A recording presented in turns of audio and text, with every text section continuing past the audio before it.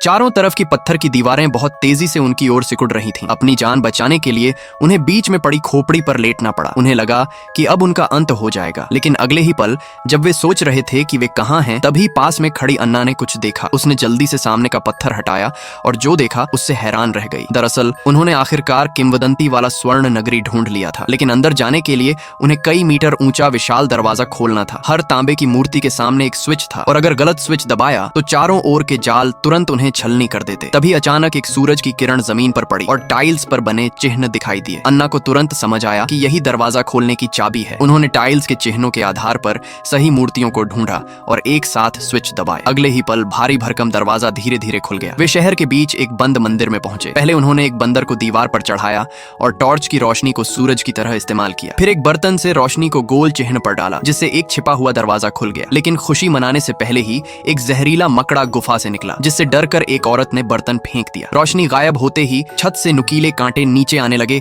और दरवाजा भी तेजी से बंद होने लगा। सभी ने जल्दी से बचे हुए रास्ते से निकलने की कोशिश की और आखिरी पल में वे बच निकले। लेकिन अभी सांस लेने का मौका भी नहीं मिला था कि सामने का नजारा देखकर वे फिर से हैरान रह गए। गलियारे के अंत में कई टन वजनी सोने की मूर्ति खड़ी थी। जैसे ही वे इसे देखने आगे बढ़े, उनके पैरों तले की पत्थर की पट्टियां अचानक नीचे झुक गई और नीचे नुकीले कांटों का ढेर था। संकट के समय में उन्होंने पूरी ताकत से छलांग लगाई और कांटों से बचकर बाहर निकल आए। आखिरकार उन्होंने खजाने की जगह ढूंढ ली। लेकिन तभी खलनायक मौर्य भी वहां पहुंच गया। उसने घमंड से एक सिक्का मूर्ति के हाथ में रखा, यह सोचकर कि इससे खजाने का दरवाजा खुल जाएगा। लेकिन अचानक उसके पैरों तले का पत्थर टूटने लगा और नीचे उबलता हुआ लावा था, जिसमें गिरने का मतलब था तुरंत राख हो जाना। उसने किनारे को पकड़कर किसी तरह खुद को बचाया। तभी अचानक कुछ आदिवासी वहां आ गए। उनके नेता एक बूढ़ी औरत ने हाथ हिलाया और एक चमकदार सुनहरी रोशनी ने उसे घेर लिया। वह स्वर्ण नगरी की रक्षक थी। अन्ना ने जल्दी से समझाया कि वे खजाना चुराने नहीं बल्कि नगरी के रहस्य जानने आए हैं। जब उसे यकीन नहीं हुआ तो अन्ना ने कुछ करके दिखाया। वह सोने के ढेर के पास गई, एक कटोरे में साफ पानी लिया और उसे सोने की मूर्ति के हाथ में डाला। एक जोरदार आवाज के साथ पीछे का तंत्र खुल गया। अगले ही पल